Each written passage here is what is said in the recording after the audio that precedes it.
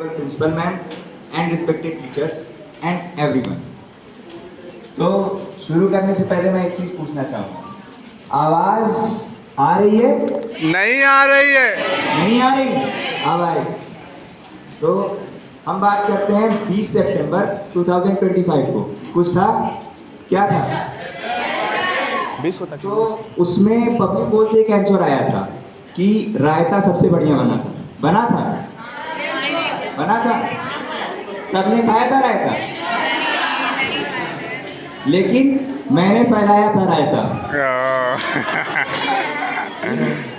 तो लेकिन आज इस टाइम पे मैं वो रायता समेटने आया हूँ और 2024 बैच की जो स्पोर्ट्स वीक में परफॉर्मेंस है, तो वो जो कप मिल रहा है हमें, उसमें ही सारा रायता सिमटेगा। वाह, ठीक है।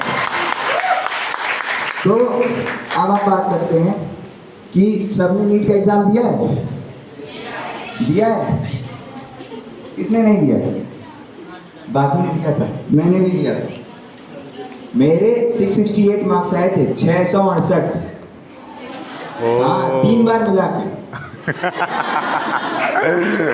और जब पहली अटेम्प्ट थी फुल फोकस के साथ, मेरे आए थे 144 मार्क्स। अब बात करते हैं कि नीट में दो चीज होती है, आर या पार, डॉक्टर या डिसअपॉइंटमेंट। ठीक है, लेकिन डॉक्टर मैं बन नहीं पाया, डिसअपॉइंटमेंट मेरे पेरेंट्स ने मेरे तक आने नहीं दी। तो हम बात करते हैं पेरेंट्स। पेरेंट्स 3 टाइप के होते हैं। पहले होते हैं बिगिनर पेरेंट्स। बिगिनर पेरेंट्स मतलब बेटा हमारी सारी उम्मीदें सिर्फ तुमसे हैं। फिर आते हैं एडवांस पेरेंट्स कि हमारे पूरे खानदान की उम्मीदें सिर्फ तुमसे हैं। उसके बाद आते हैं मेरे पेरेंट्स, बेटा हमारे पूरे खानदान की, हमारे पूरे गांव की, हमारे पूरे शहर की, सबकी उम्मीदें तुमसे हैं। क्यों? क्योंकि हमें मिठाई बंटवानी है पूरे गांव में। ठीक है। तो और उम्मीद के साथ एक और चीज आती है, जिम्मेदारी। उम्मीद के साथ क्या आती है? जिम्मेदारी। अब ये कैसे डिसाइड होता है कि कौन कितना जिम्मेदार है? किसी को पता है? मैं बता रहा हूँ। मेरे यहाँ जिम्मेदारी का सीधा एक चीज से रिलेशन है, वो है कि हमारे घर में कोई शादी या फंक्शन है, वहां तुम्हें जो जो काम करता हुआ दिख जाए, तुम समझो कि वो उतना जिम्मेदार है। मैं बता रहा हूँ कैसे। जो सबसे कम जिम्मेदार है वो तुम्हें पानी पिलाते हुए दिखेगा।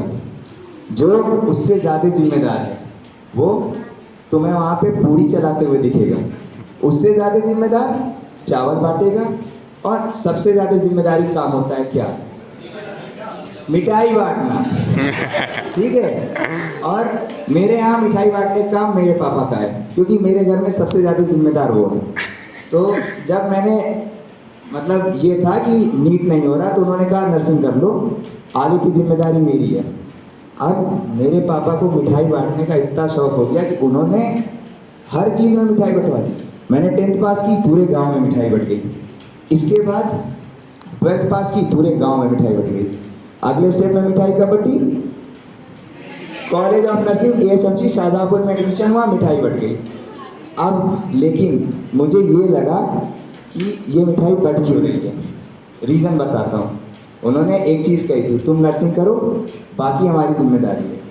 इतनी मिठाई बटी, इतनी मिठाई बटी, पूरा गांव डायबिटिक हो गया। ठीक है।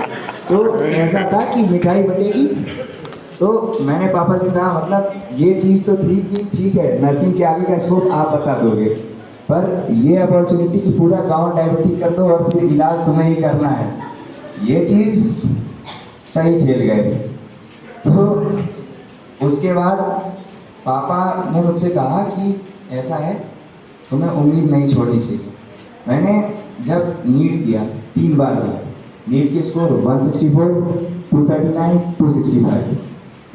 बूंद बूंद से सागर बनता है। मैंने कहा अच्छा, ये सागर इन बूंदों से कितना सागर बनेगा? कहते इन बूंदों से सागर नहीं बनेगा, जो पानी इकट्ठा होगा उससे बनेगी मिठाई की चाशनी, उससे चलेगा बिजनेस नर्सिंग के नाम पे। ठीक है। तो ऐसे अब नीट और नर्सिंग के बीच में उन्होंने एक और चीज़ के लिए मोटिवेट किया था मुझे। किस चीज़ के लिए? उन्होंने मुझसे कहा कि देखो ऐसा है, डिमोटिवेट नहीं होते। तुम देखो वो जो वहाँ चींटी है, वो जो मिठाई का टुकड़ा लेके जा रही है, मैंने कहा ऐसा है कि अब मैं जानवरों का डॉक्टर नहीं बनूंगा। ठीक है, तो लेकिन अब मैं ये कहना चाहूँगा कि फ्रेशर्स के बाद जो रायता फैलाता है, अब हमारे बैच के पास कप भी है, मिठाई भी है, रायता भी है। तो रायता मैंने समेट लिया है, और समेटने के साथ मैं एक चीज़ पूछना चाहूँगा, आवाज़ नहीं आ रही। अभी भी नहीं आई? आ रही है? एक बार सारे बैचेस आवाज़। आ- थैंक यू एवरीवन।